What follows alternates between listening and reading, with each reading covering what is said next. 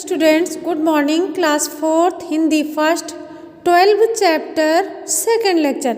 बेटा इसमें आपने फर्स्ट लेक्चर में भारत कोकिला सरोजनी नायडू के बारे में आपने पढ़ा था। चलिए आगे आप चैप्टर शुरू करते हैं।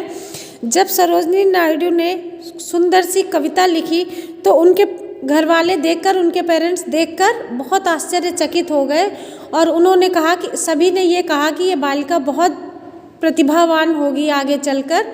तो हैदराबाद के निजाम उनकी प्रतिभा से इतने प्रभावित हो गए कि उन्होंने सरोजनी नायडू को छात्रवृत्ति देकर पढ़ने के लिए इंग्लैंड भेज दिया। कहाँ भेज दिया बेटा? इंग्लैंड।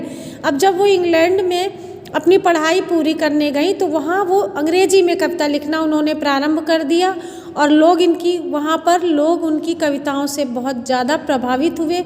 और इंग्लैंड से लौटने के बाद उन्होंने गोविंद राजलू नायडू से शादी हो गई उनकी। अब जब कुछ दिन के बाद जब स्वतंत्रता आंदोलन छिड़ा तो उन्होंने सरोजनी नायडू ने बहुत सहयोग दिया, उसमें काफ़ी योगदान इनका रहा है और वो स्वतंत्रता आंदोलन में भाग ले ली और उन्होंने देश की महिलाओं को भी जागृत किया। और महात्मा गांधी ने जो आंदोलन एक चलाया था बेटा, नमक सत्याग्रह आंदोलन चलाया था, जिस समय वो बड़े बड़े नेताओं को अंग्रेज़ों ने जब जेल में डाल दिया था तो उस समय सरोजनी नायडू ने नमक सत्याग्रह आंदोलन का नेतृत्व किया था। स्त्री पुरुष बालक वृद्ध सब जो है नमक आंदोलन में भाग लेते थे।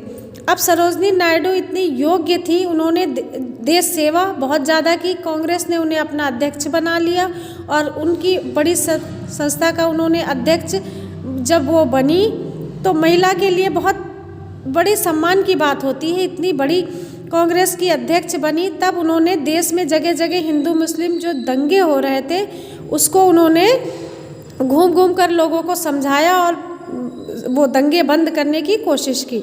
अब स्वतंत्रता के लिए उन्होंने सबको मेल से रहना सिखाया और आपस में लड़ने झगड़ने से उन्होंने कहा कि विदेशियों को भारत से नहीं भगाया जा सकता। अगर आप लोग ऐसे लड़ते झगड़ते रहे तो ये स्वतंत्रता मिलना असंभव है, उन्होंने लोगों को समझाया।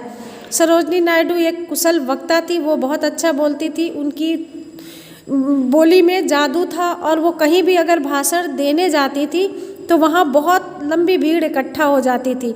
अमेरिका और वो अफ्रीका भी गई, वहाँ उन्होंने लोगों को भारत में हो रहे स्वतंत्रता आंदोलन के विषय में बताया। लोग उनके भाषण से प्रभावित हुए और सरोजनी नायडू को कई बार जेल भी जाना पड़ा। बेटा जब बड़े बड़े स्वतंत्रता संग्रामी जेल भी पहले जाते थे और जेल जाने के बाद उनकी तबीयत खराब हो गई, फिर भी वो देश सेवा में लगी रहीं। और जब हमारा देश स्वतंत्र हुआ तब सरोजनी नायडू को उत्तर प्रदेश का राज्यपाल बनाया गया और वो स्वतंत्र भारत की पहली महिला राज्यपाल बनी।